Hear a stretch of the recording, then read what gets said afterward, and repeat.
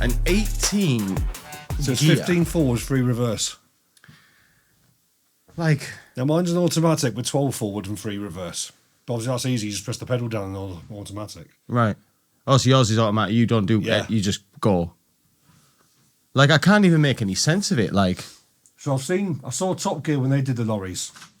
And Clarkson was basically going 1 low, 1 high, 2 low, 2 high, 3 low, 3 high. is that how it goes? So looking at that, top middle, in the dark B, you've got 1 low high. Yeah. Then down 2 low high, up to 3 low high, 4 low high, back up top middle for 5 low high. But to do that gear, let's say you've started off, like, let's say we've gone forward, right? We're in 1 high. Yeah. Do we just push it straight back for 2 high? I'm guessing that knob on the left is how you choose. Lower high. Yeah, I'm guessing. Right, okay. So you flip it. So, okay. So the switch is... I get it. So see, I'm holding it there, right? I'm in 1 low. Yeah. Then maybe I flick the switch for 1 high. Then Right. put it down for 2 low. Maybe flick the switch for 2 high. Do you know when you borrow someone's car, you go, how do I get it to reverse? Do I push it? Do I lift it? Do I twist it? Yeah. It's like that, but for a million gears. Are all lorries now automatic? Near enough, all of them. Are This is what we were talking about. We were saying, like, in America, all the cars are automatic and all the lorries are, like, manual. Like, it's more manual than... Oh, yeah. In England, there's a lot more manual cars than what there is. Oh, It's yeah. the wrong way around that, isn't it? Have you ever driven an automatic before, Ron? I have, yeah. Were you not, like, swayed into the world of it? That's saving. Right, okay. So you're on your way there. Yeah. I drove my dad's. I've drove 1 electric car and then 2 combustion engines. My dad, he had Jag XFR. Oh, yeah. So, but that was rear wheel drive. So he was learning how to use that, and then he went to electric BMW iX3. All right, yeah. That's just mental because that just drives for you. Like, as in, I was going 40 in a 30 zone. I took my foot off the accelerator and it started braking for me. What? Yeah, that's why I was like, yeah, this is just going to create more problems in the future because people's just not going to Yeah. worry about hazards and stuff because the car will do it for you. But they reckon once all cars or like a big proportion of cars are like that, it's going to make traffic better. So say you're trying to enjoy the motorway, yeah, and you're doing 50, and all the other cars linked into the AI network know you're going to join the motorway at 50. One of them might just start doing 49 just to make a gap appear further down the road. So when all the cars are communicating, they reckon that's going to Traffic. solve a lot of traffic issues because they'll start braking way ahead of time. Yeah, because isn't that true that sometimes you get big tailbacks on motorways and it's literally started by somebody just braking a little bit? Yeah. That Yeah. knocks onto the next, Yeah. It ends up being a pile-up, basically. So if all the cars are talking, it could be like 2 miles up the road from the next junction. Right. And one of them would just start doing 49 just to make a gap start to appear because they know there's a car wanting to join. Do you know where I sit? No, it's just such a sad thing, isn't it? Like, electric cars. I know we need them and I know that's where it's going to go and stuff. Probably not in our lifetime, but the whole concept of it I just find very depressing. You know? I'm going to say Yeah, I like them. I've got a little segment for electric cars. We'll get onto that when we. I think electric cars are actually quite an exciting future if they're done properly. I think there's a lot more potential there than petrol for like, is it Waymo, where it's like an automatic Uber sort of thing? that's what they do in America, yeah. Car without a driver just pulls up and takes you. I think the potential for things like that, for people that can't drive, Oh, I've seen these. yeah, because they can't pay, even because they just can't drive because they're rubbish or they're disabled or whatever. The potential for some of that is fantastic to have a driverless car. I'll tell you what I seen the other day. Are we all familiar with Mr. Beast? Yes. Yeah. Well, I seen a clip on TikTok, and he had George Russell, like F1 driver George Russell, in like this video. And George Russell went against an AI driving a car, and like George was saying, like, if this car gets anywhere close to 2 minutes dead, said that's a really good lap time around here, and the car got 2 minutes and 1 second or something like that. Like Mr. Beast was basically doing it against, I think it was like humans versus robots or something, because I seen him do like a marathon run, a sprint run as well with like, I think it's Noah Lyles, one of the quickest in America at the minute, young lad. and then there's like 3 different robots. But the car one interested me because like you're looking at it and like it was watching it was going, yeah, perfect driving line, perfect in that car, and like everything was like, so it makes you think like, is there going to be a future where we sit and do nothing? I think there's a film that came out a long time ago where like this bloke was just sat in the back of a car and the car was driving, like this AI thing was talking to him. I'll have to try and find it on my phone and I'll get it up on there for you to have a look at. But I think a video from Mr. Beast, if you want to watch how scary the world's getting. There's tons of sci-fi movies like that, isn't there? Where it's all like spaceships and cars just drive themselves. Yeah. It's a future people wanted for a long time when you watch sci-fi. I mean, this is where we are in 2025. You know, this video you said you watched where this AI or this robotic car drove itself to quite a handy speed, basically. I think what you were saying is it wasn't quite as fast as a human, but it was very impressive. But you got to think, if the average person got in that car, I don't think we'd get anywhere near it. Yeah. But just think where that will be. Like in the end, like not too far away, we're talking years, not decades. Yeah. That technology will, because humans make errors. Humans aren't perfect. We're human beings. Look like video games. 20 years ago, PS2 was the new thing. Look how far that's moved in 20 years. These things are only going to keep improving faster and faster. Yeah, it is. But going like back to like the car thing, like I don't know if you share the same thing, Ron. And this is probably, I expect this will be like a majority male thing. That like, look, I know electric cars are more efficient and better.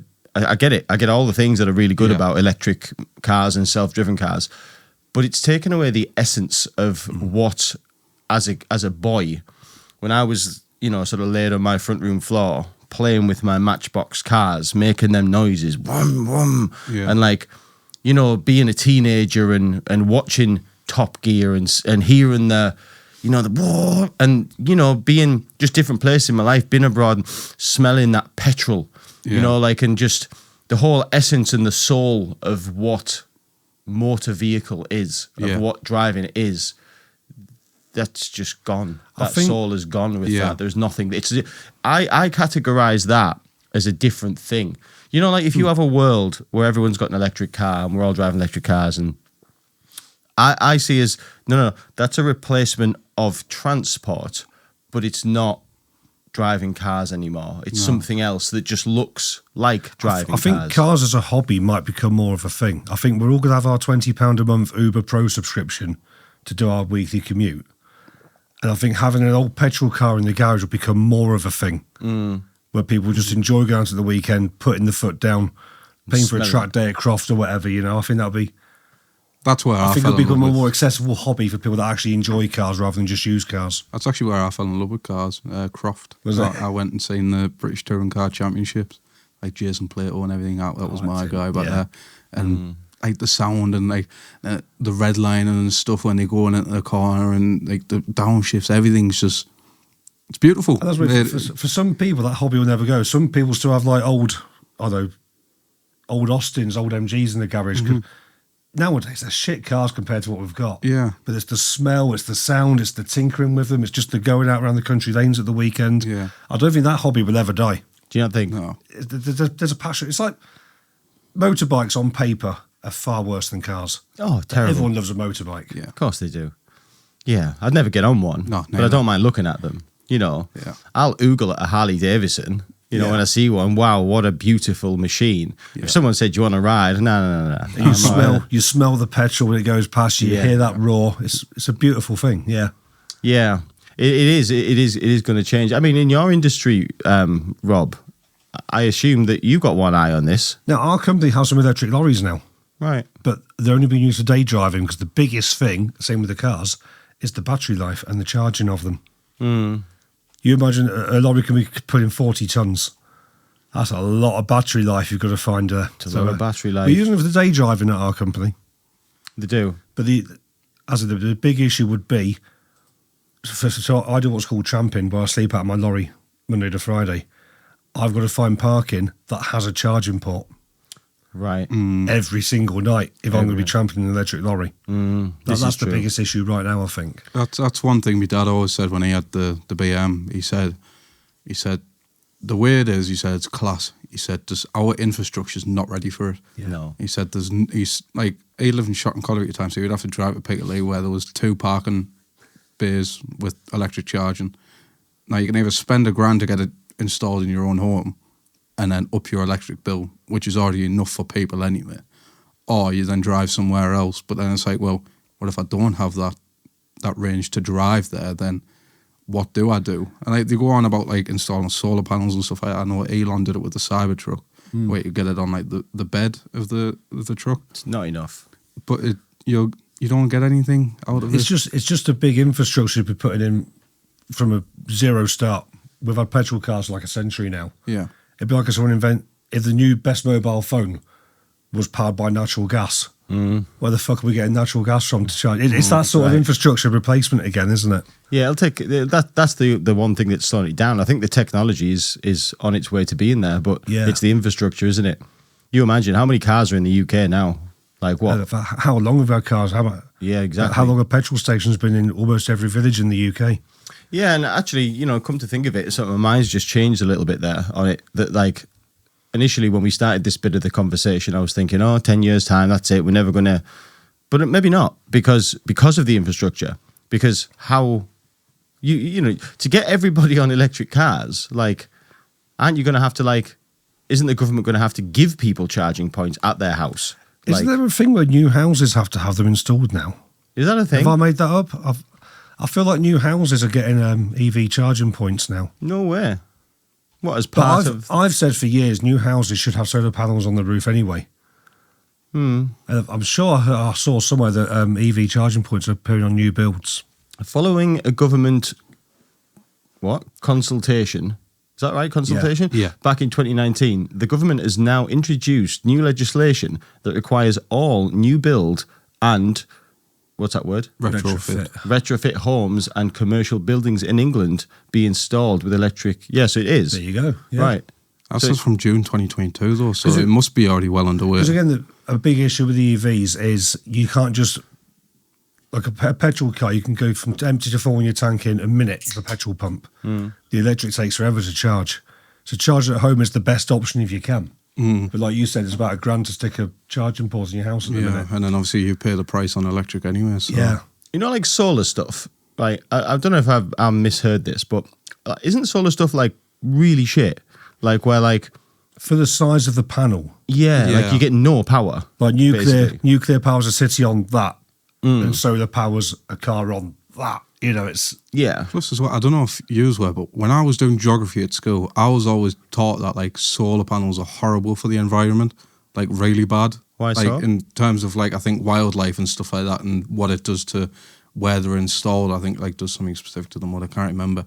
But we were always taught that like solar panels are bad because of this, and this is why we can go and do this instead of like, I think it was like, is it like the water power where they use it, like what they called? Hydropower. Hydropower, that's the one. And like how that one's more beneficial than solar power. And we were always taught to like compare and contrast. But like you see them everywhere now. I mean, I know a couple of houses on my street already that have solar panels on the roof. One of them's had them like I think probably close to 10 years now. I just think you might as well, because your roof's free real estate. You've already got the space there. You might as well, even if it is inefficient, you might as well have something there that's bringing your bills down a little bit. But like if you've, let's say you've whacked these solar panels on your house, right? You're not powering your house off them solar panels. No, what I mean is, right, I own a roof, I can either just have roof slates that do fuck all for me. Yeah. Or I could stick a windmill on it, I could stick I might as well do something with it. But like, am I correct in assuming, right? Let's say you've got a house that's powered normally now by the grid, right? You've got a normal semi-detached house, a normal standard roof in the UK, and you've whacked as many solar panels as you can get on. You're still going to need the grid. Because that's not enough to power your home. So you've spent all this money, probably thousands of pounds, getting these panels installed. I imagine they're not cheap. And what, you're going to save, like what? Like I bet it's something stupid, like a tenner a month or something. What I mean is, if something is better than nothing, and it's just space that you owed anyway. You might as well do something with it. That's what I mean. You know the way I stand with it? When you come to me and say, Dan, sussed it, got these solar panels now, right? You give us $5,000, we'll put them on your roof, and you'll never need the grid. These are strong enough now to power your home and more. Then I'll say, everybody in the country has to have them, obviously. Yeah. But until then, like, like Ron's just said, they're probably made of something that was dug out of a fucking hole in the Ivory Coast by a woman with a baby strapped to her back. Oh, full of like caustic chemicals. I'm sure. Yeah. You know, they weren't just picked in a field by naturally grown farmers. Do you know what I mean? I'm sure they come from some messed up place, and they're pretty much useless. They're pretty much useless. Here's my two biggest issues with the solar panel farms that we're seeing all over the country at the minute. Yeah. First of all, why do I never see sheep eating the grass underneath those solar panels? Because they moved them. Like they put the solar panels in these farmers' fields, and there's just grass underneath. Why can't the sheep eat that grass as well? You could have solar panels and sheep in the same field. I don't. And then secondly, why are we using fields to build them? Why not just put them over car parks and use them as roofs to keep the rain off our cars and get the solar power?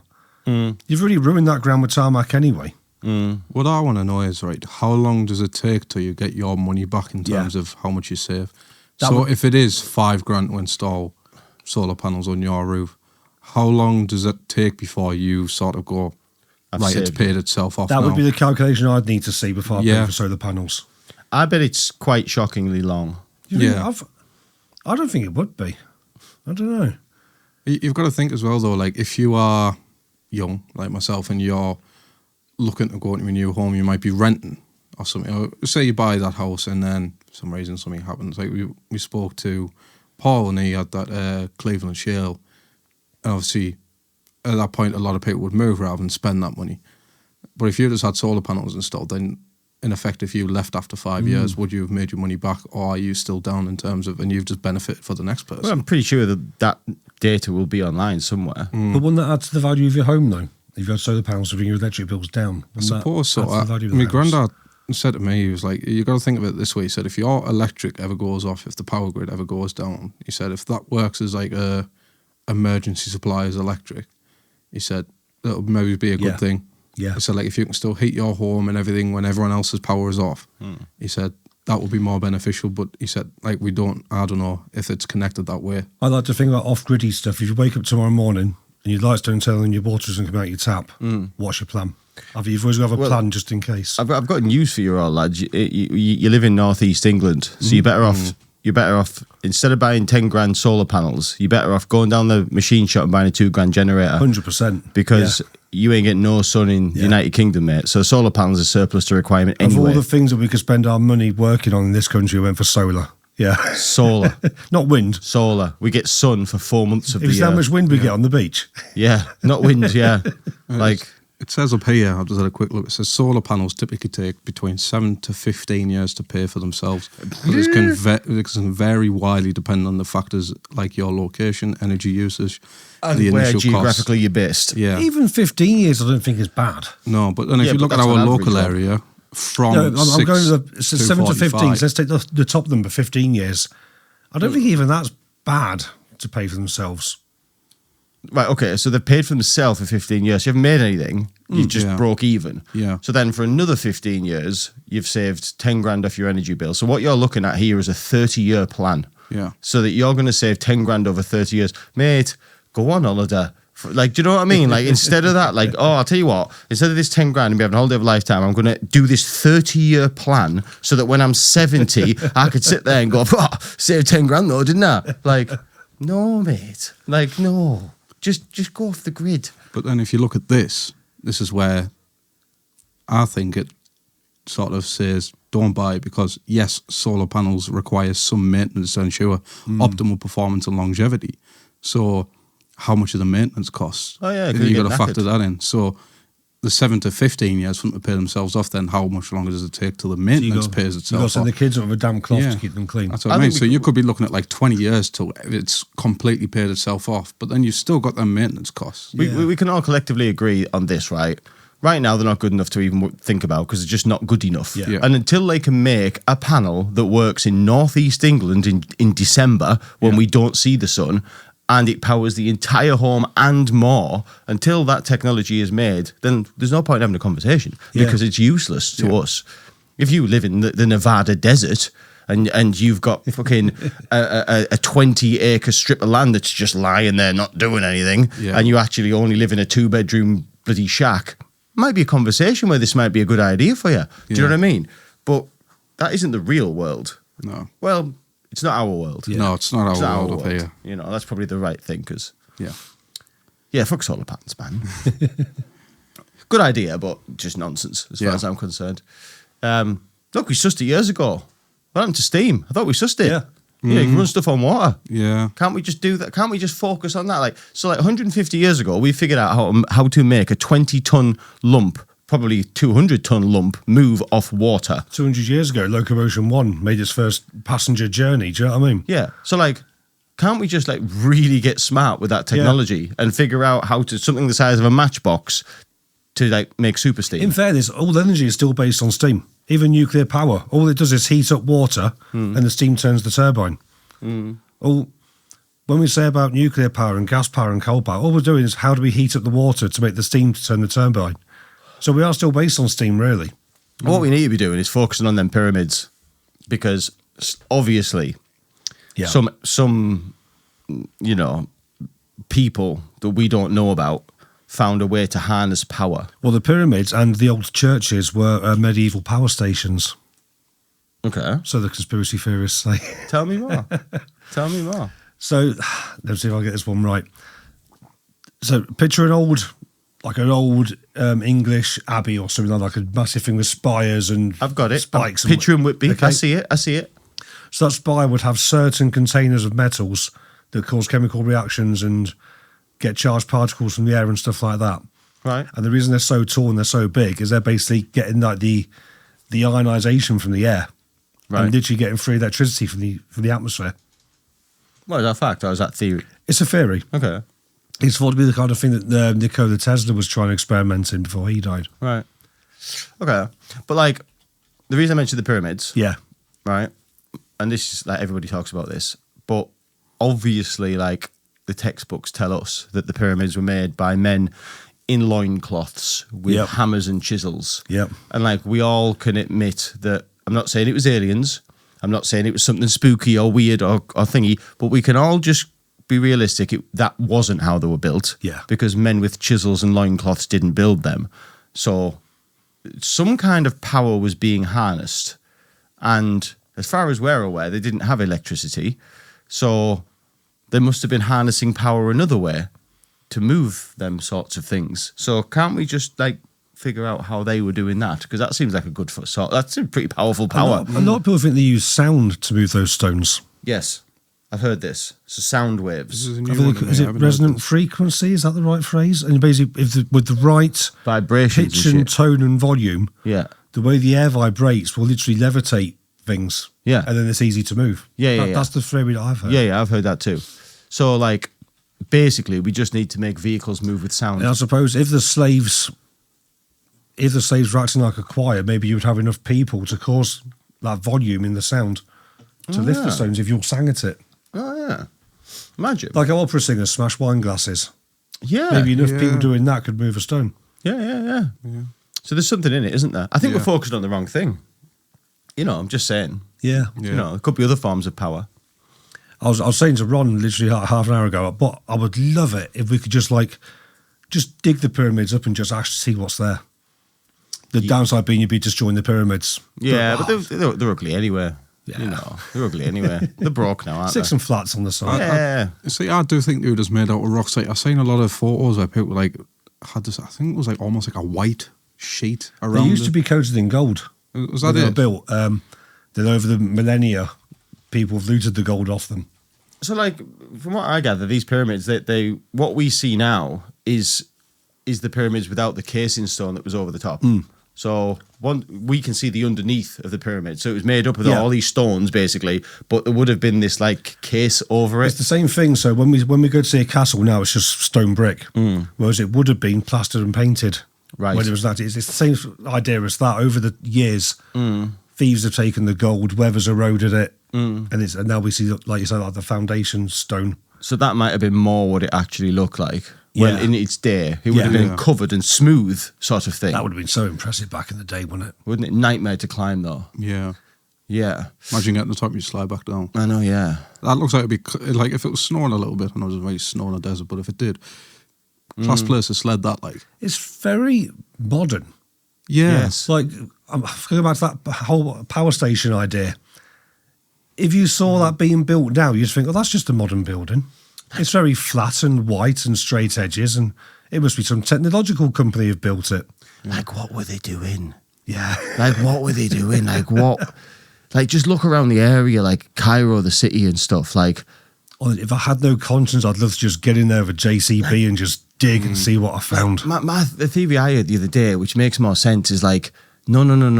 You know, like the ancient Egyptians and shit, Yeah. with like hieroglyphs and all that shit, and Cleopatra and all that. Yeah. No. They didn't make it. They found it. Yeah, I've heard. Like, it was long before them, and they didn't know what it was. Yeah. They thought, what is this? You know, like, so they made their own mind up of what they thought it was, but they might have been wrong. But it's been there for like long before them. This is like the mud flood theory, the idea that we found our towns and cities. Tell me more. And again, when you see an old building, it always says like founded 1850. Not built, not created, founded. Like find I it. just say so. I found it. I found it in 1850. You walk through a town centre. You walk through a town centre. There's the pavement.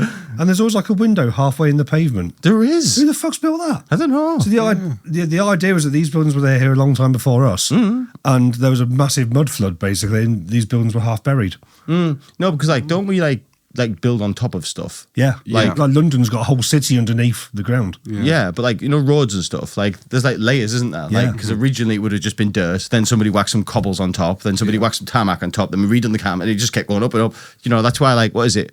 Old curbs are small, but new curbs are big. Yeah. Do you know what I mean? If you go down the Deans now, like in our town, that's a street with like terraced houses and stuff, would have been like mining houses. I don't know. Like, 150-year-old terrace houses, aren't they? Yeah. the curbs, some of them are just like a few inch high, but they weren't built a few inch high. They would have been a lot higher back in the day. So I know London. I know Paris. I'm sure there's others. There's literally a whole city underneath the city. A city underneath Well, it's just the been city. built up over the years. In Paris, do you mean like the catacombs? There's the catacombs underneath Paris Yeah. as well. Yeah. They're fucked up, aren't they? What's going on there? I only found out about that not long ago. See, What another- are the catacombs? It's dead people, right? Yeah. It's literally like a maze that people pretend doesn't exist. Can And humans- the walls are made of bones. Not humans. Can people go down there? Yeah, but it's that big that you need a tour guide. Officially, you can see like maybe half a mile of it. Unofficially, there's urban legends of people living there, getting lost there, starting whole communities there. It's just endless if you break in, and it just goes on forever. This is a thing. This is a vibe. This, like, I've been to Paris, and I'd so kick myself because this would have been an awesome I thing think to the do. urban explorers love this Just place. Out of curiosity, Ron, let's just pretend. Let's imagine, right? We're going to Paris next weekend, Yep. right? Let's buy some tickets. How much would it cost, and what do we get to see? I want to know what it costs to see this. But this is the official tour.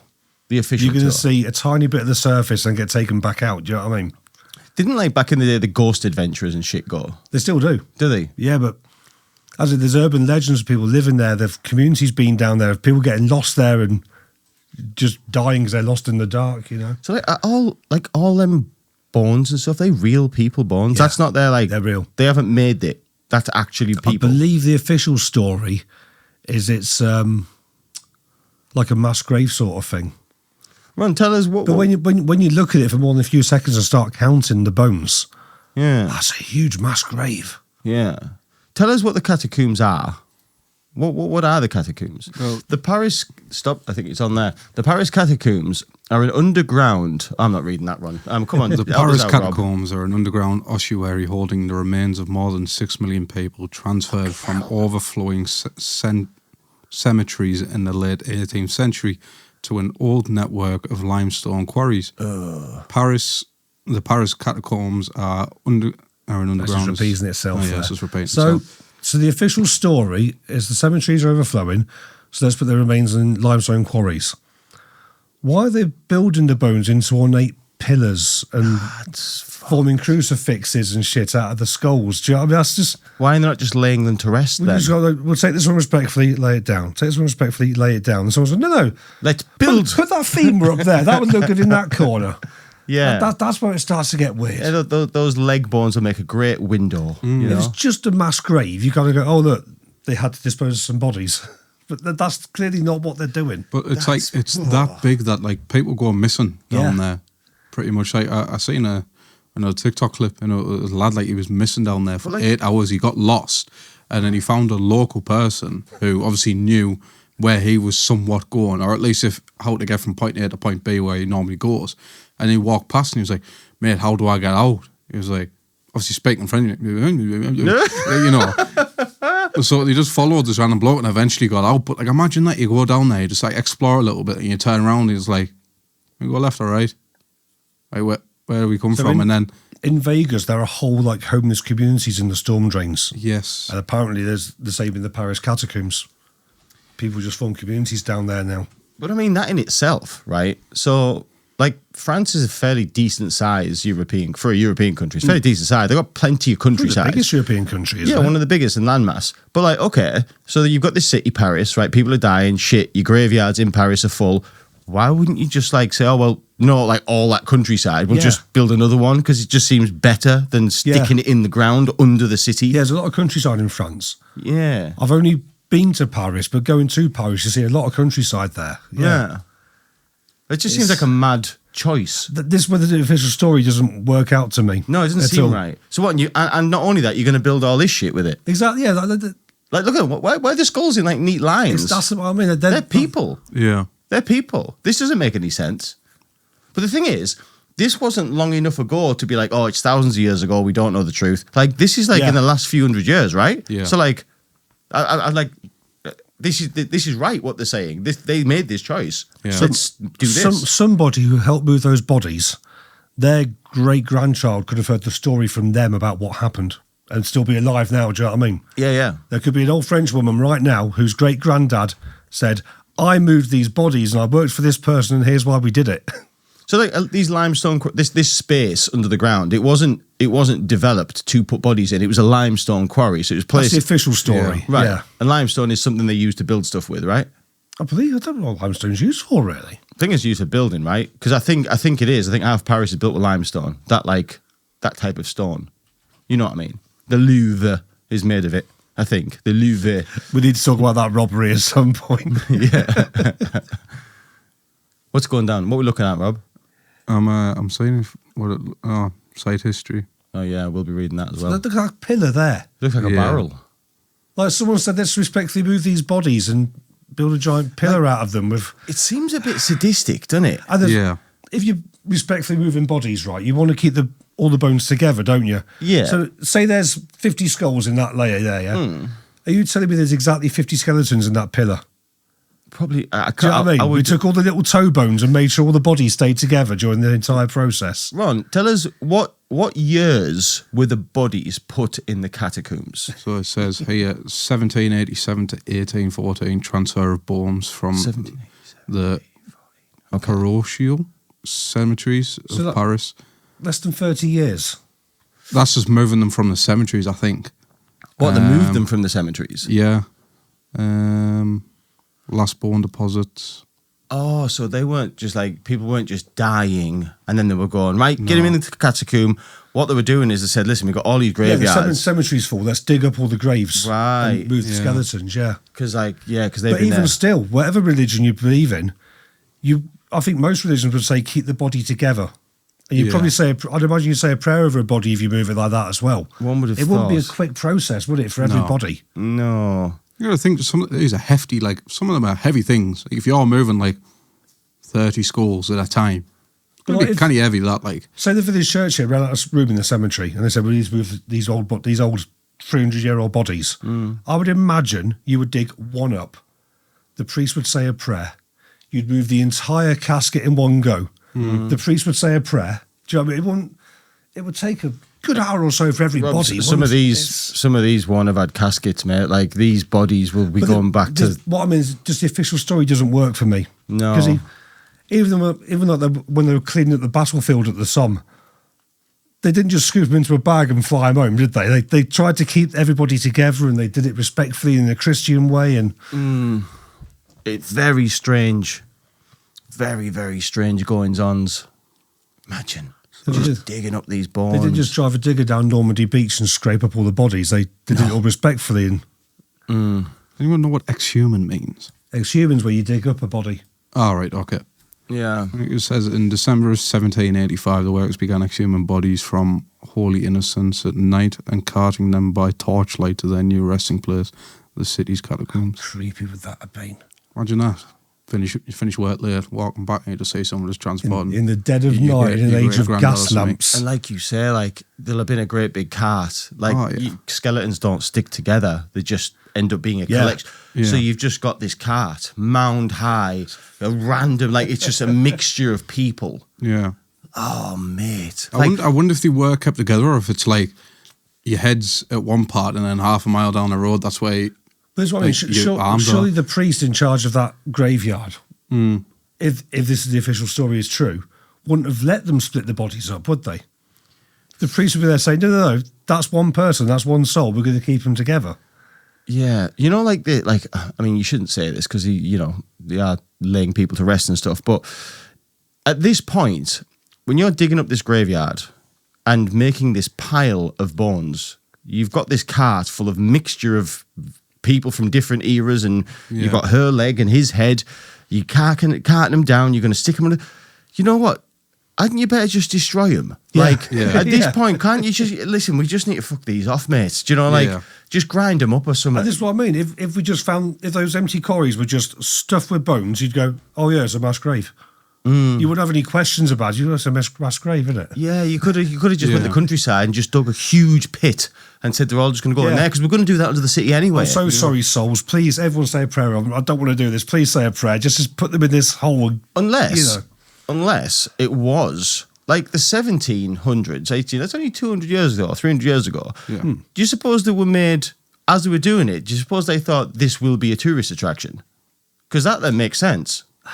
Because they are decorated in such a way. As far as I know, to look attraction-esque. As far as I know, it's always been a very secretive place. Really? I haven't heard any historical stories of people like travelling to the catacombs. But like, the thing is, looking at the catacomb, the way we've just looked, and they're all laid out in these certain ways, like, the only reason to lay them out that way, you're not doing it out of respect, because that isn't how you would do it. Yeah. You're doing it to look like an attraction. Yeah. Otherwise, you just dump them. Like, I've heard of like this morbid tourism. I've heard of like the mummy unwrapping parties and things like that.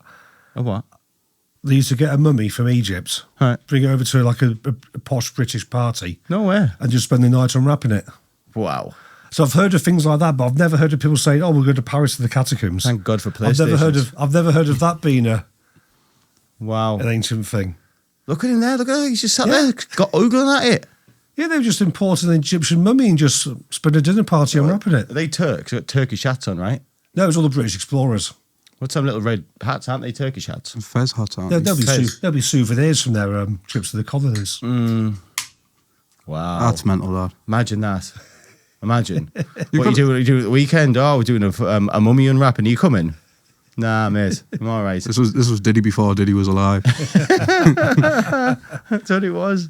So, darling, I was talking to Tony at work and they're having a mummy unwrapping party the weekend. Fancy popping along? We'll take a bottle of wine, show our faces. Speaking of Diddy, have you seen on Netflix that show that's coming out, The Reckoning? No. So like, this has been like whispered about for a while. If anyone knows how to butcher Diddy, it is none other than 50 Cent. Yeah. 50 I like Cent. Cent. He's based, yeah. 50 Cent is literally butchered P. Diddy. And this comes out on Tuesday. Sean Combs, The Reckoning. For those who are watching after the fact, get yourself on Netflix and watch this because this will be a beast. I like 50 Cent a lot. He's always seemed very down to earth. Yeah, and he knows how to torture somebody. I like me. I remember my favourite thing about 50 Cent is he got dissed, didn't he?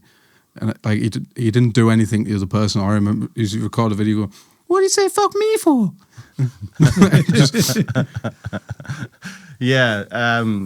Yeah, 50 Cent he's I don't follow him on social media and stuff, but people who I know do, and he's just... After Trump got shot in the head, 50 Cent was doing a show a few days later, and when he sang Many Many, he had a giant picture of Trump at the back of the stage. That's like, he's probably one of the worst people. Like, if you're a famous person, right, and you're in that, like, in that world of like known people, yeah, the one person, there is literally nobody worse to have on your case, because he does not take his foot off your neck. Nah. Like, he will just, he's just relentless. He just tortures you and tortures you and tortures you. He is I like him better after music. And he does it with a smile as well, doesn't he? He's such a happy, friendly person. Yeah. I've never seen him not laughing. Yeah. Like when he talked about that story when P. Diddy asked him to go take him shopping. And he said, I can't remember how the story goes. It was something along the lines of they were at a wedding and obviously all the famous people were there. 50 Cent was there, Puff Daddy was there. And he got talking to Puff Daddy. This is like a long time ago, 20 years ago. And Puff Daddy had, maybe innocent or not innocent, but had said to him, we should hang out. I'll take you shopping. And 50 Cent had said, what did you just say to me? Like, you take me shopping. That's what you say to a girl. Do you know what I mean? And he said, get him away from me because I'm going to mess up the wedding. Do you know? Imagine. Yeah, but... Do you know the best bit of the Diddy case? Now it's all done and dusted. Yeah. It wasn't as disgusting as before it was going to be. But the funniest part was he said, I just had a Diddy party. This woman would do this, and this woman would do a freak off, and all these women are lined up. They're like, he told me I was the only one doing the freak off. that was my baby oil trick. Basically, he's had all these women doing the same thing, and the case just came down to, he had a few partners that he did these things with. Yeah. You know what it is with the Diddy thing, right? I followed it like religiously. I was all over it. There's nothing I didn't know. It's all I did outside of work. I just, every bit of content that was possible, I just saturated it. So like, I know nothing about nothing, but I know a lot about this. It's the one thing I know a lot about. And you know what it is? Boils down to this. If what he actually got charged for in court, he shouldn't have gone to jail for that. Because it was, for the most part, a bit rude, but legal. Yeah. But he's that much of a fucking wrong'un, right? And the other things he's done that didn't come into court, it's like, justice has been served, mate, because you're a fucking psycho. You're an absolute lunatic. And this wasn't brought into court. And the little thing you were in court for, you were the first person to go to jail for years for them things. But shut up, mate, because look at who you are. You're a nutcase. You were battering women. You probably killed fucking Biggie and Tupac. Like, there's loads of stuff you've done. Yeah. Like, you had guns that were unmarked in your house with all the serial numbers rubbed off. You didn't get done for that. Like, you were done for human trafficking. I shouldn't have went to jail for human trafficking because it wasn't human trafficking. No, they were all consented. Yeah, all right, mate. But we didn't talk about all these things. So, end of the day, Sean, take you a few years, shut up, because if that got brought up, mate, you'd have done life. So, shut the fuck up, mate. And you got away with that one. Yeah, you got away with that, mate. So, justice was served. He is a psychopath. But... funny guy though. Funny guy. Like, anyway, shall we officially start the podcast? We should. We never actually did that. No. So are we rolling, Ron? We are rolling. So how long have we been rolling? About 40 minutes. Fucking hell. Sorry, ladies and gentlemen. We are rolling, Ron, right? We are rolling. We are rolling, ladies and gentlemen. Welcome back, People Like Us podcast, and it's the gift that keeps on giving. Mr. Rob Course. Hello. Thank you for talking to people like us for the past 40 minutes. Yeah. That's been the latest intro we've ever done. Yeah. You've got to cut it Tarantino style, so it's like the intro. Yeah. You know, and then we'll go, this is the start of the podcast now. That's exactly what it is. Yeah. Look, Tarantino's one of the greatest. And this I'm is no Tarantino, but I'll try my best. And this is how we become the Tarantino of podcasting. Yeah. We do it our own way. We don't stick to the rules. No. Innit? No, we That's don't. what it is. We don't go by the rules. We make Rules our are meant own to man. be broken. Exactly. Trends are meant to be set. Do you want to follow them or set them? You know? I like that. Yeah. Follow the herd, you'll stand in shit. What does that say? Follow the herd, you'll stand in shit. Yeah, buddy. Yeah. Be a shepherd, not a sheep. Exactly. Be a shepherd, not a sheep. Well, look, we are back. It is the People Like Us podcast, and Rob Coates is with us. I mean, look, you've heard the past 40 minutes. This is how we get down. We just jump from one thing to the next. I mean, where's this going to go? We don't know. This is officially about the halfway point, but enjoy the next 40 minutes, and we'll wrap it up. One thing I did want to ask, because Dan's been watching this, I'm not so much clued up on it, but have you seen this thing with, I think his name's David, but I think it's D4VD? Is that right? David. Have you heard this? I don't know this. What's going on with this one then? Dan, give him a little brief and I'll get it up. I'm going to do David, are we? Well, just so we can cover it. So, okay. David, D4VD, is an American urban pop star, you would say. Yeah. We don't know about him. It seems to be something that the younger generation are all into. Your teenagers, this sort of thing. Anyway, he rose to fame. He was a streamer. Kept getting copywritten for the music he was pinching. His mum said in passing one day, because he was whinging make your own music then. So he thought, yeah, I make my own music. Fast forward a couple of years, he's got relatively famous in America. You know, he's doing gigs, he's got a single out, he's made a bit of noise, young'uns are starting to like him, right? Anyway, whilst he was getting famous, he befriended a young girl by the name of Celeste Rivas. Okay. This is the lady here, the young girl. The child, actually. And evidence would suggest, everything I'm about to say is alleged and not proven until it's in a court of law, but the story goes that a 12-year-old Celeste Rivas... How old was David? He would have been about 16, 17 at this stage. Befriended through streaming, through these Discord servers and all this stuff the kids do. You probably know more about all this sort of stuff than me, Rob. I'm clueless. But basically, they chatted and stuff online. Yeah. Anyway, fast forward, put it in a context, this Celeste, by all accounts, she seemed like, how do I say it respectfully? She seemed like she was a free soul, let's just say. She seemed to, it wasn't unusual for her to go missing. She was on her own path. She's on her own path. Nice girl, people say, but, you know, for her to disappear for a while, that wasn't unusual. Again, there's questions as to how this was allowed at 12, you know, but whatever. Look, she was a free soul and she did her own thing. Anyway, as David was getting steadily famous, he's not a superstar, but he got relatively famous in the States with young people. Yeah. Celeste became closer with him. And they were sighted on streams together. They'd make videos together. We're now talking about a 17, 18-year-old David. And we're now talking about a 13, 14-year-old Celeste. They developed, who knows what it is. It hasn't come out yet. So they were definitely friends. We don't know what else. That will come out in due course. Yeah. Or won't. What happened is, in September, David was on tour. Right? And David owned a Cybertruck.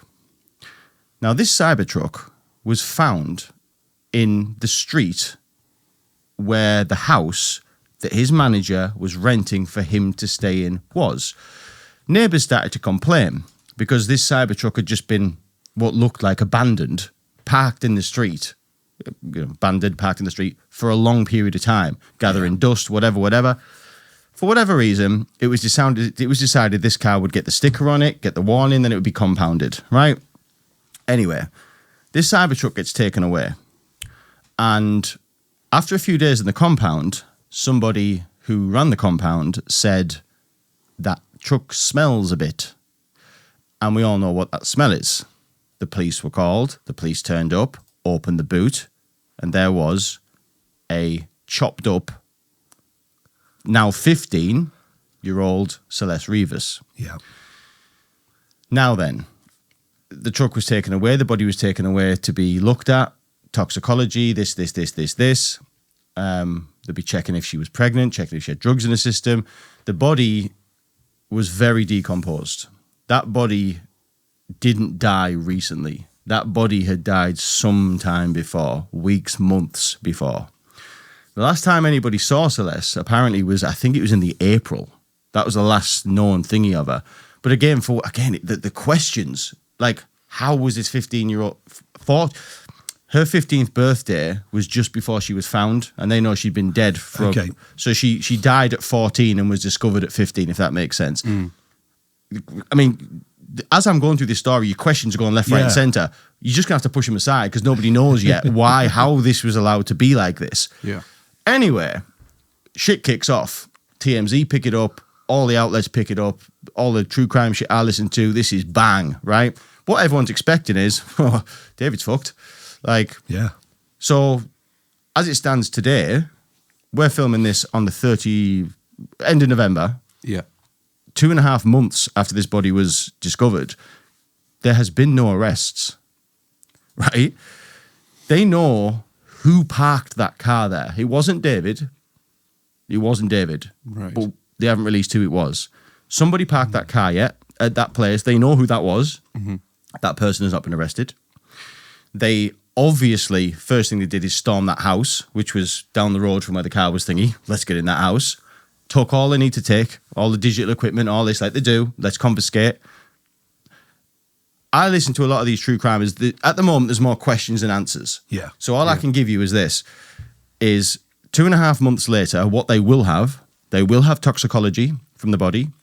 They will, depending on how decomposed it is, they will have an idea of the means of death. Mm-hmm. If it's too decomposed, you can't find out. So it's either too decomposed that you don't know, or they know. They will have had time to go through all the equipment and look at the evidence in the house, what evidence there was. Yeah. And they'll have had 2.5 months to speak to David and his entourage and his manager and the people and the person that parked that car.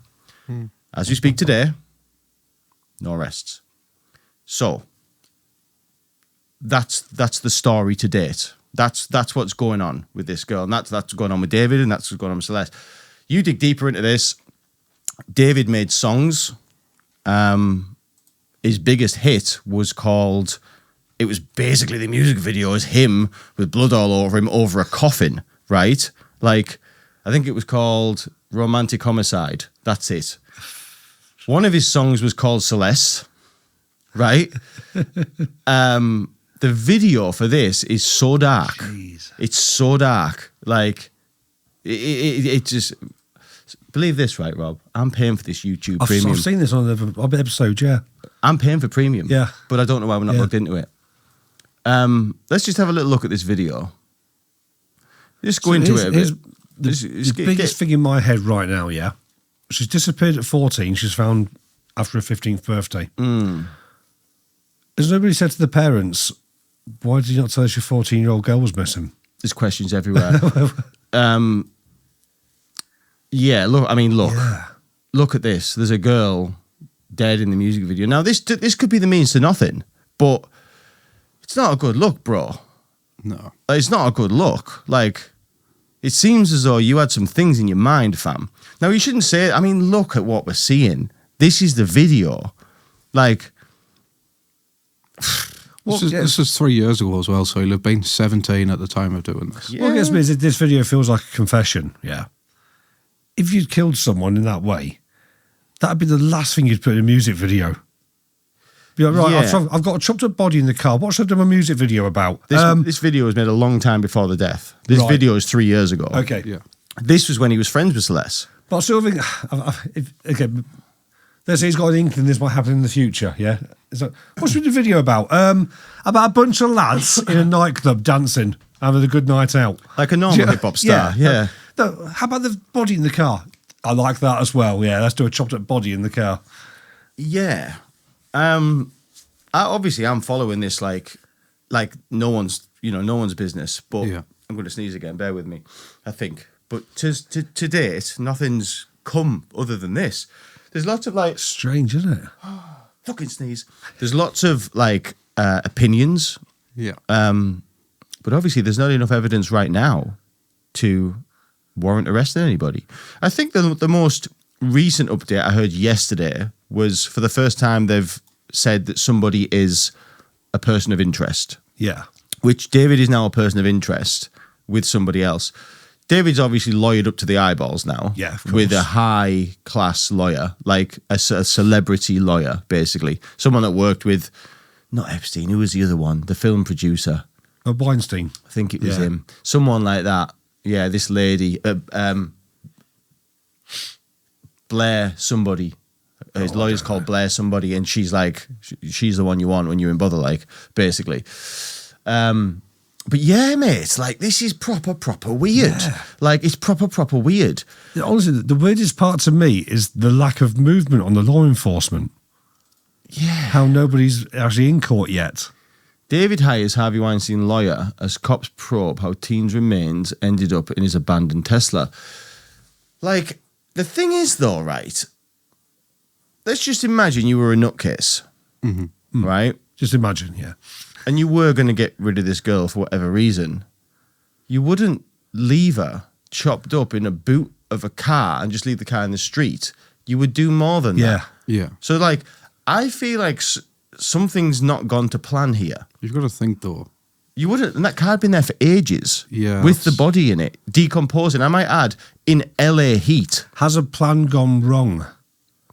It doesn't make... Has somebody had the job of disposing of the body And for whatever reason, something. So I'm trying to. That car wasn't supposed to be left there that long with that body. Yeah, I've got the job as you're going to be my cargo driver today. You're going to take this cargo, this chopped up body, and just dump it in the river or something. Yeah. So I'm driving down to the river. Go, fucking hell, food poisoning. Oh, I've shit my pants. Oh, fucking.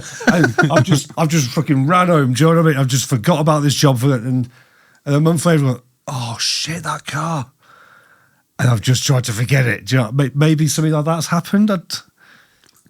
Maybe the guys had a heart attack, got out of the car and bloody dropped down the pavement. Or the only thing that makes sense here is the person that was in that car is either dead or in jail, and didn't get a chance to move the car. Yeah. Like, what if? Well, I was going to say, what if the person who drove the car didn't know what was.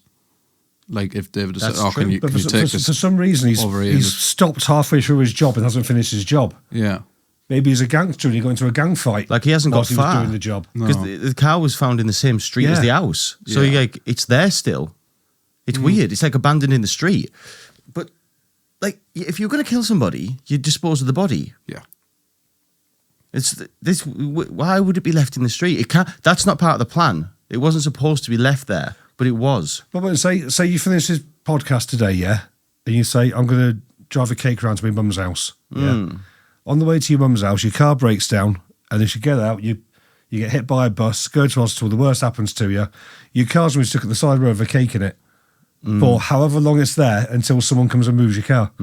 Has something like that, and it's just some strange thing that's caused this person to stop doing their job halfway doing the job. I was just saying, he may not even know what was in the boot of the car.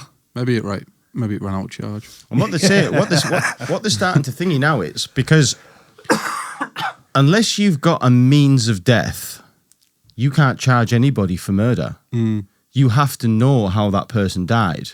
So, as it stands now, look, obviously the police will probably keep some things close to the chest, but people are starting to speculate that like. It would have came out by now, and they're starting to speculate that actually LAPD don't know how she died. So they've done the toxicology, right? There was no drugs in the system, so you can't say, oh, it was an overdose or someone's given her drugs. You can't go down that path. Like, people don't know how she died. Yeah. And then the only crime that's been committed is transportation of a body, which is a misdemeanor. So way less serious charge than a murder, it's a misdemeanor. Or it's not even like a you can kind of not go to jail for it. Do you know what I mean? It's you can get off on that basically. But as it stands, that's as much as it like seems mental. How can you find a young girl's body and not be a crime?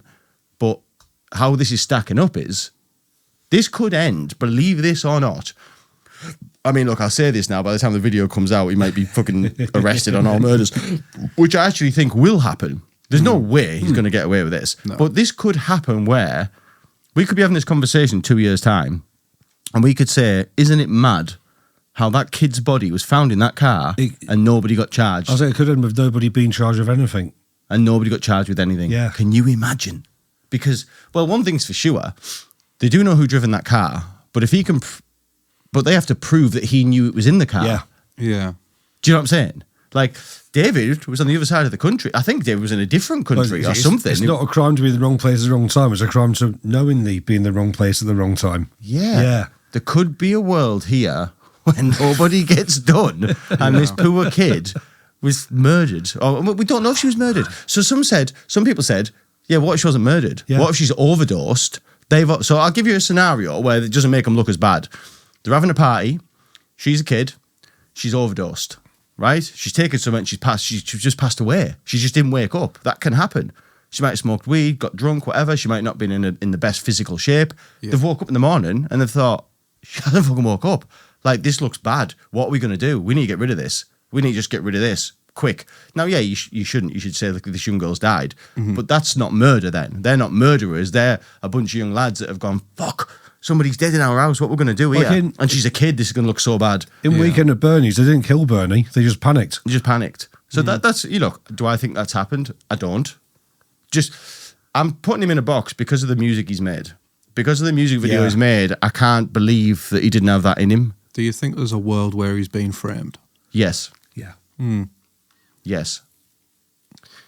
So celebrity circles are very dark and backstabby, and there's definitely a higher power somewhere there. That's what I mean. And 'Cause if he's in- somebody could have orchestrated that video knowing that they were going to set him up in the future. But I also do believe, I actually don't believe that was I'm saying it's a possibility, yeah, but I don't believe that's what happened. No. I believe that David didn't kill her, but he knows she was killed and he knows who killed her. yeah, That's what I believe.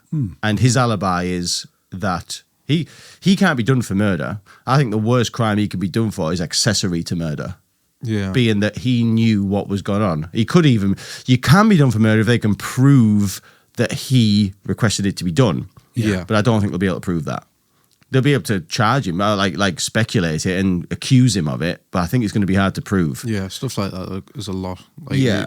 no one does it for free, do they? So there'll be like Yeah. wire transfers and phone records and everything, stuff like that. So there'll be a lot to look into if it is framed. Very interesting, though. Yes, isn't it? Very interesting. I'm totally hooked. I'm totally It's a good hooked. taste, this. When this all comes out, I think we'll have to dedicate an episode to go and like We've in got depth with to. it. Well, to be honest, that might kick into what our next plan is, Ron. Speaking of which, that's getting boarded out on Saturday. Might need your help on Saturday. That's fine, mate. Well, we are. I'll talk to you after. What? Yeah, we'll have a business talk now. Watch your space, people. There's plenty more to come. Yeah. But yeah, man, poor Celeste Rivas, man. She's a fucking poor girl. I'm surprised I haven't heard of this case before. Get onto it, Rob. It says now a new report claims that a grand jury has begun hearing evidence connected to the death of Celeste Rivas Hernandez, the teenage girl whose body was found in the trunk of David's Tesla. So I believe it's underway now. So What's underway? a grand jury starting to hear evidence now. So I think a few months down the line everything will come Isn't out. it incredible? This is the same world where somebody can get 2 gunshots to the back of the head and it's ruled suicide. And we find a girl chopped up in a boot and we're like, what the fuck happened there? Yeah. Dodginess everywhere. It is Dodginess dodgy. everywhere. Who got shot in the back of the head and suicided? That was one of the Clinton whistleblowers. I can't remember who it was. I can't remember. One of the Clinton whistleblowers shot themselves twice in the back of the head. Really? Yeah. What's a That Clinton was ruled suicide. Clinton whistleblower? You mean Kennedy? No, Clinton. The Clintons, Bill and Hillary. Yeah. The Clinton body count I don't know about is a this. known thing. No idea about this. If you're a friend of the Clintons, chances are you'll kill yourself with a gunshot to the back of the head. Is that a thing, It's is a it? very real thing. Right. Remind me not to make friends with the Clintons then. I didn't know this. I've never heard this conspiracy. Or fact. similarly, there was the Iraq War 2. I remember this guy, Professor David Kelly, stood up in the Commons and said, there are no weapons of mass destruction. Right. He killed himself by hanging himself, I think it was Epping Woods. He hanged himself from a tree and slit his own wrists. People and do that was all the ruled time. suicide. Yeah, both wrists whilst he was hanging. Both wrists. Whilst he was hanging from the tree. I like And that. was ruled suicide. So he slit his wrist, then jumped. Yeah, just after he told the public that the government was making up this bullshit about weapons of mass destruction in Iraq. Yeah. Yeah, well, this him here, is it? Yeah. What a coincidence, yeah. He doesn't look in the best state to climb a tree, does he?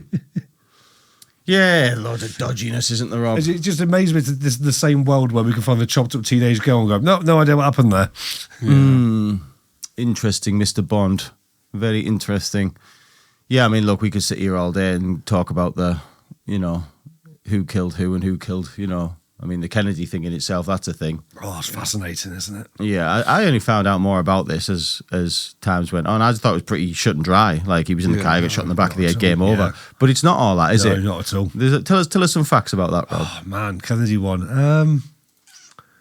Like, didn't the bullet end up on someone's lap? Well, there's a lot of Abraham Lincoln recently, so I might have touched on the Kennedy at the minute. So Abe Lincoln. Was it Abe Lincoln? Abe Lincoln. Who got shot in the theatre? Theatre? I think that was Lincoln, yeah. Was I it think Lincoln? Yeah. Was it? He was shot by John Wilkes Booth, who was the most famous actor in America at the time. He was shot by him? Yeah. Right. So he's in the theatre watching a play, and someone goes, oh, there's the most famous actor in America. Booth's going to say hello to the president. No, he's going to shoot him in the head. Really? He escapes to a farm down south. So hang on. The man shot him in the theatre, but Yeah. managed to escape the theatre. Jumped from the balcony to the stage, breaking his foot on the Right. jump, and escaped. This is 150 odd years ago. The police weren't. Escapes down south to the southern states.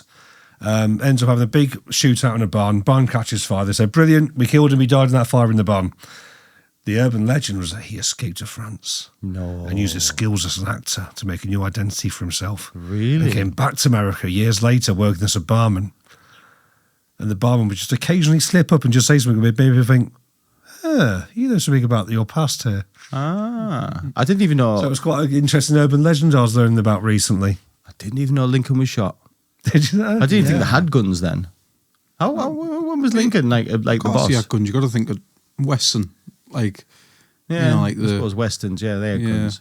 Yeah, so the legend was that Wilkes Booth actually escaped that barn fire and created a new life for himself, which back then would have been a lot easier. There's no electric social media or people Googling photos. No, You disappear for 10 years and grow a beard and cut your hair. You can come back as anybody. is this it here? John Wilkes Booth. That was him. I say at the time, he was the most famous actor in America, so he was a...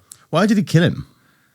I don't know what the politics... It was, I think Disagreed with him. I think it was due to the Civil War and slavery, and I don't Right. know who was on what side. And yeah. So it says at the top there, some believe that Lincoln's assassin Was not not killed by Union soldiers, but escaped and lived until 1903. Very interesting. very Robin Hood, isn't it? Very escaping the interesting. law. Yeah.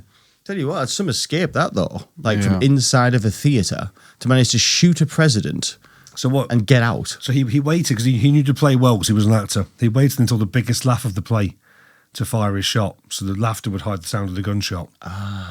He then jumps from the balcony to the stage, and people thought it was part of the show, and they applauded him. Right. He breaks his foot, hobbles off the stage, and runs.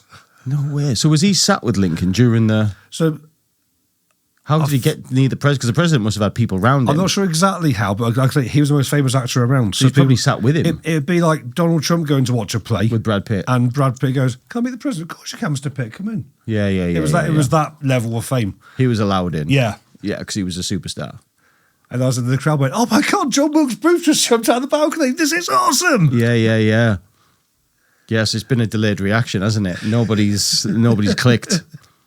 Again, back to that imaginary play. You're watching a play. You know, President Trump's a guest of honor, and Brad Pitt jumps onto the stage. You'd lose your shit, wouldn't you? You would. Yeah. What do you think? Just while we're on like this conspiracy thing. So we had what's her name? Marie in a couple of days ago. I've seen a few clips from that episode. Yeah. And she said something, and at the time I thought I did think honestly it's nonsense, but then I thought about it a bit more. She said that Epstein has escaped to Israel. Yeah. To Israel. He's alive. So he's not dead. He's alive. That's interesting. So There's a video from someone flying a drone over his island. right. And obviously the staff are still there, maintaining the buildings and whatever. And one of the little electric buggies they drive around on, there's a guy stood next to one of those who looks just like Epstein. No, there And he isn't. looks up and sees the drone, gets No, back there in the isn't. cart and fucks off. No, there isn't. Stop it. Seriously. Stop it now. That can't be real. Seriously. It looks just like Epstein standing around this electric cart. Let me see this. Let me see this. Is this the actual drone footage? No, it's quite high up and quite grainy. It's not the Of best. course it is. It always It's always is. bad quality. How come whenever there's something we want the answer, it's always grainy? In this day and age of great cameras, whether it be aliens, whether it be a sighting, somebody has to pull out the grainy I camera. heard recently the Bigfoot is actually just out of focus. Right. He's just walking around the forest out of focus, so the pictures are perfect. So have we got this sighting of Oh, Epstein this on ain't gonna be Epstein the Island, original mate? clip, this, is it? No, this isn't it. It's gonna be one of them things that's impossible to find. Do you know what I mean? Like, you've seen just it, click, you don't... click on images, mate. Right, let's have a look at this. Which one is it? Oh, man. I don't recognise any of them. Epstein sighting. Put that. Epstein sighting on I island. just want drone video shows. I don't recognise any of these yet. No. As it may not be him, because it's high enough up, it's just low enough resolution, there's a bit of doubt to it. Be like, that does look like Epstein hanging around that electric buggy. Well, put it this way. If I was Epstein and I wasn't killed and I did escape, one place I wouldn't go is back to the fucking 'Cause we- island. One thing we all agree on is that he didn't kill himself. Everyone agrees on that. Everyone agrees on that. Yeah. So straight away you're going, right, so the official story isn't true. Up until Marie told me her little fact, I was 100% sure that he was dead and he was killed. And I wouldn't hear anything else. I was 100%. When I first heard the nonsense, oh, he's escaped, and I thought, Tommy's so stupid. They've killed him because he knew too much. But now you think about it, America and Israel are good friends. They're too good of friends. Yeah, and- suspiciously good friends. And yeah. so you can't argue with that. America and Israel are good friends, right? Yeah. Definitely fact. Definitely fact, Epstein had something to do with Israel. Yeah. Because as far as I'm aware, he's one of the only people ever that was due to go to jail that said, well, hang on a minute, just before you put me in jail for being a pedo, what you're going to do is you're going to let me out for a bit. I'm going to get on my private jet. I'm going to fly to Israel because I've got some business to sort out. Once I've sorted the business out, I'll come back. Then you can put me in jail. And instead of laughing at him, they said, okay, Mr. Epstein, just let us know when you're back. So Epstein fucked off to Israel, did whatever it was he was doing, come back, and then said, right, you can put me in jail now. That's quite unusual that somebody is giving that sort of freedom. So we can definitely agree that there is some kind of connection between Epstein and Israel, and it was probably quite a pally one. Yeah. Yeah. Now, when you take all that into consideration, then you start to think, well, maybe he could have been moved out to Israel. I believe he was running a honeypot operation, which is where he would get the rich and the famous and the powerful and basically film them being nonces and then say, I've got a video, you being a nonce, you're going to do what I tell you to do. Could he have used that power to escape prison? Could he have said, Mr. Trump, I've got a video of you banging a 14-year-old. You're going to get me out the back door of this prison. I'm going to get on a private jet and you have to see me again. Like a bit It's very, of very blackmail. possible, I think. I like that theory. I like that theory. That I think he's got hundreds of thousands of hours of the rich, the powerful, banging Yeah. children. He's got enough to basically say, look, I can do whatever I want. But if he was killed, then it was all just gone. It wouldn't matter. Maybe he's got a dead man switch. Maybe. If you kill me, all the tapes are released. I actually believe that he was doing that. He was honeypotting people, but I think he was doing it for Israel. And I think there is sort of an agreement that basically that any footage that was got wasn't just in the power of Epstein, it was sent to Israel. I mean, this makes sense because Ghislaine Maxwell's dad was a Mossad agent as well. Yeah. And buried in Jerusalem that we found out with Yeah. Marie, which is unusual. Yeah. And can you imagine? So, okay, that's why when Epstein was getting interviewed and stuff, like he never seemed fazed, did he? Never seemed like flustered. He was always quite relaxed. And I think in the back of Epstein's mind, he always just thought, yeah, just whatever. But like at the end of the day, it's not going to get too real because I've got friends in powerful places and I'm going to be rescued. Exactly. Basically. You know, when we and talk maybe about, even like, when he this- went to jail for a little bit, maybe he was told, like, listen, just to save face, you have to go to jail for like this year because it's part of like, you've got to look real, right? So he said, yeah, all right. But I'll tell you what, I'll have one of them prisons where like I'm allowed to go out during the day and I'll just come back to sleep. Yeah, okay, I'll do that for a year. But like, you have to think, why would he do that? Well, I'll tell you what, he seemed to have a good pay packet, didn't he? He had a good fucking pay packet. For being a middle school teacher, and he became one of the richest financiers on the planet. And you can see a way where he's ended up in jail and then he wasn't saying, let me out or I'm going to show this. Israel was saying, listen, what's going to happen is like Israel's Secret Service speak to the American Secret Service and say, no, I don't even think Trump knew. I don't even think Trump knows about this because I don't think that Trump's running the country at all. No. I don't think he is. He's just a front man. And I think Trump's as clueless as us. There'll be whispers and he might have heard things, but he didn't play any part in him getting I can out. prove that. Trump thought in his first term there were no troops in Syria because his generals were lying to him. Yeah, there were. He thought America had pulled out of Syria. The American troops were still there. When we talk about this deep state, I think Epstein's one of the key people. If there is some sort of deep state, I think he is for people Israel's. I think it's Israel's deep state. Yeah. I think that it just comes to the question of who's in charge. But Epstein is definitely working for someone who's in charge. Yeah. Definitely. Yeah. And it sort of makes sense. It sort of makes sense. So there's a good chance now he's living in some place in Israel now where he's protected. Yeah. Innit? And it right, Israel right now aren't letting, like, I know it's to do with Gaza and stuff, but like they're not letting cameras in the country and stuff, right? Yeah. Yeah, I believe so. Yeah. Israel's always been a very locked down police state. They act like they're free, but it's very locked down. Interesting. My running theory, with absolutely no evidence whatsoever, They're the best ones. is that though. Epstein Island 2 is actually now in Ukraine.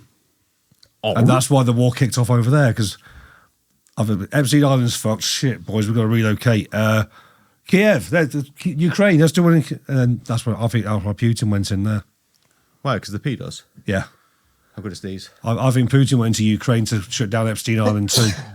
I've got no evidence of this whatsoever. It's just a gut feeling. I mean, I like it. Yeah. You know, I like the sound of it. I like the best theories are the ones with absolutely no evidence. Because the Ukraine war came out of seemingly nowhere. You think? I think There's always been a simmer, and then all of a sudden it was just like, we're invading Kiev. It felt like it didn't build up to it. I feel like the opposite. I feel like the Ukraine thing was built up over like 20 years, basically. A combination of things of fucking NATO pushing the boundaries and Putin giving warnings and just more lines getting crossed, more lines getting crossed, more lines getting crossed. And in the end, Putin said, yeah, fuck yeah.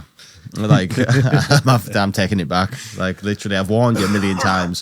When you look at the timeline as to how it's led to that thing, Yeah. like, listen, I'll say now he shouldn't have done it because like loads of people have died and stuff. But if you look at the timeline from when he officially went into Ukraine to what the narrative is to what's caused it, you look at it all and like all the stuff like the NATO and the Western stuff have done, like us, what we shouldn't have done. Like you kind of get to the end and you're like, you really, really pushed him like you really, really didn't like, yes, you give him a choice. At the end of the day, he has to press a button. Yeah. But like, you can't fucking blame him. Like, we didn't have to press his buttons, like. Well, NATO kept putting bases closer and closer to Russia, didn't they? That was the big thing of that. And like, NATO, you know, Ukraine will not be in NATO. And then we started like, you know, well, maybe NATO, you know, maybe Ukraine can be in NATO. And he's like, oh, no, I've been warning you for 20 years. Yeah. You said you wouldn't do this. You said you wouldn't do it. Like, yeah, mate, like, I don't know. I think, on that side with NATO pushing back and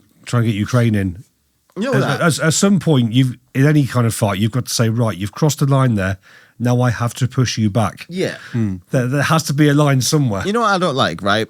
I will quite happily, with my fellow compadres and comrades, say Putin is an evil dictator. Yes, he is. Totally. He is. But two wrongs make there's two wrongs here. Yeah. It's not goodies and baddies. We're both wrong. Yeah. We're just two wrongs. Like, that's what it is. We're just on this wrong, and he's the other wrong. Like, we've done stuff wrong. Like, loads of stuff wrong.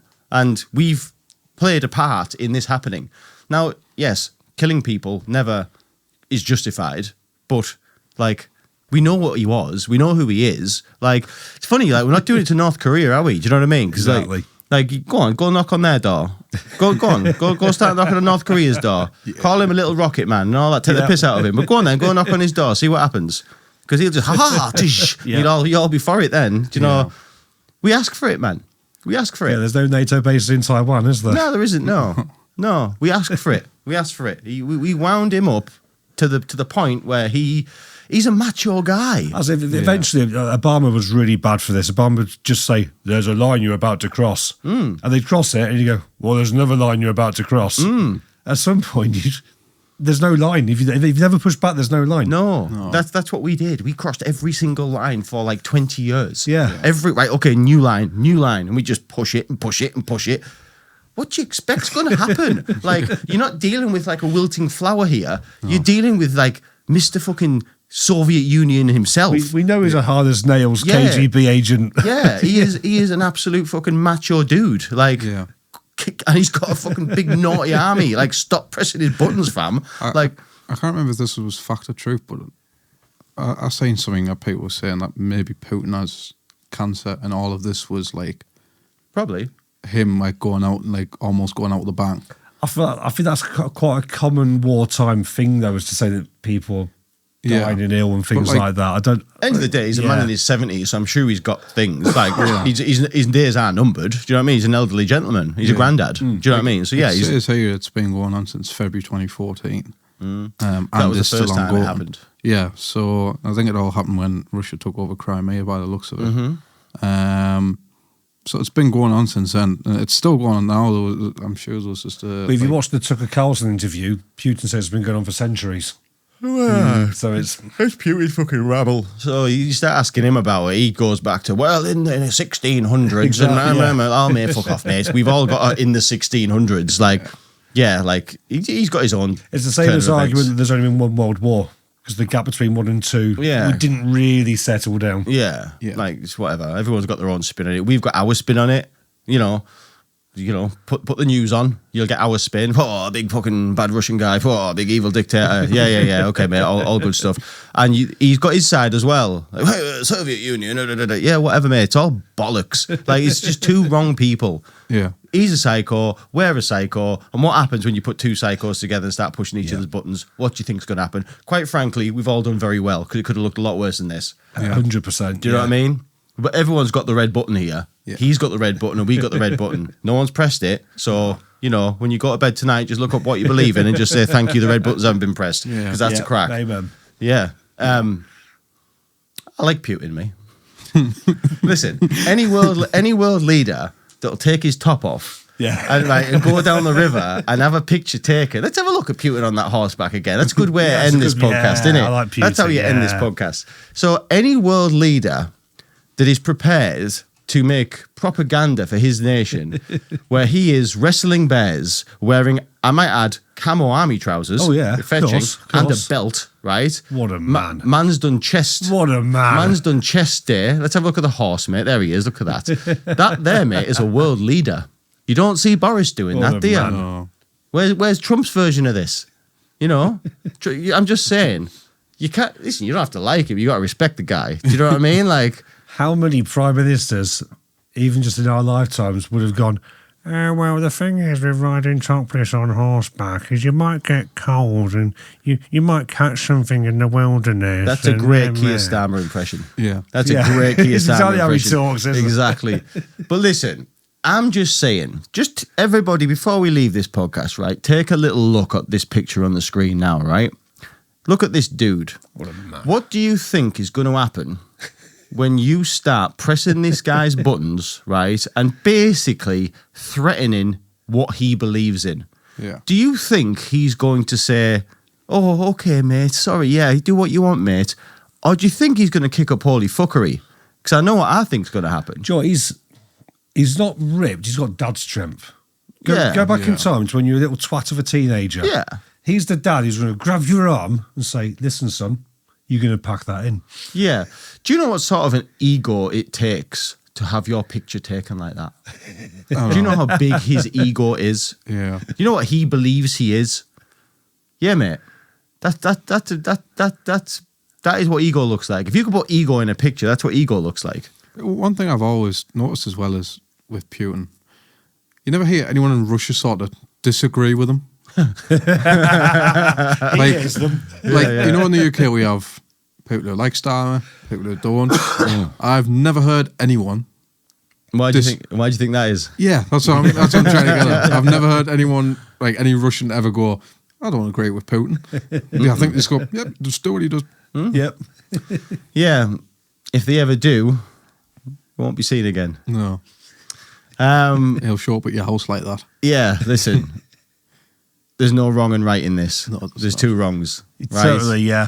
That's the top and bottom of it. We're just one of the wrongs. So listen, end of the day, look at this dude, fam. Look at this dude, man. This is a world leader. What would you? I think what's this guy. He has nuclear bombs. Yep. Yeah. Imagine that. Imagine. He can press a button if he wants. Yeah. Imagine that car ride home. And this guy sat in his camo army trousers, right, on the back of a horse, with his 80s cool man shades on and his pecs, who has nuclear weapons. You think it's a good idea to see how far you can push him? Yeah. Okay. Yeah. Wow. Interesting, Mr. Bond. Very interesting. Yeah. Good luck here. Good luck, mate. I don't fancy you. No. I don't see you coming out on top, mate. Listen, is there anything else to add, Rob? Because don't get me started on this. I've got one thing that I promised I would call you out for.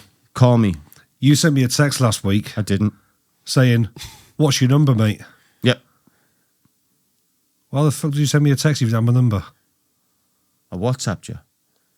How did you WhatsApp me if you didn't have my number? Oh. I didn't know how it works. I don't know how it is. No, because I was going to sort out the time for today. And it's been a bit of a busy week and work, so I went, I'll sort it. And then you went, this is Rob's number. I already had your number from the last time. And I gave him the wrong No, number. I just got a text. Dan Brown, what's your number? Yeah. Listen, right? In this world, you get lots of different people, right? Some people are good at some things and some people are good at other things. I have things I'm quite good at and I have things I'm not so good at. And unfortunately, technology is not something I'm good at, right? So, I take this as a discriminative. I don't know if we can put that down as technology, That phone is a technology. No, but the phone number. Well, I didn't know it was I didn't know that's how it worked. Why did you need my number so you could message me? I thought WhatsApp was different.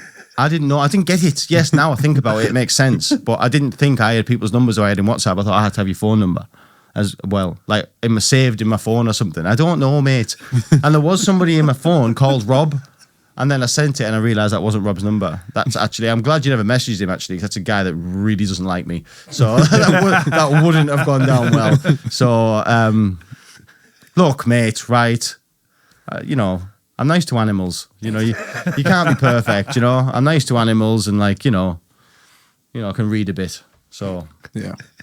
horses for courses, mate. You know what I mean? This is racism. This is the kind of like racism. Discriminative. It's technologyism. Technologyism. That's what it is. Technologyism. Anyway, yes, horses for courses, ladies and gentlemen. That's the end of the show. How long have we been rolling, Ron? My Officially. guess is around an hour 25. Let's have a look. An hour 25, roughly, yeah. The 40-minute intro. With the Yeah. 40-minute intro. Yeah. That'll do us. Ladies and gentlemen, thank you for watching people like us. That's the end of it. See you next time.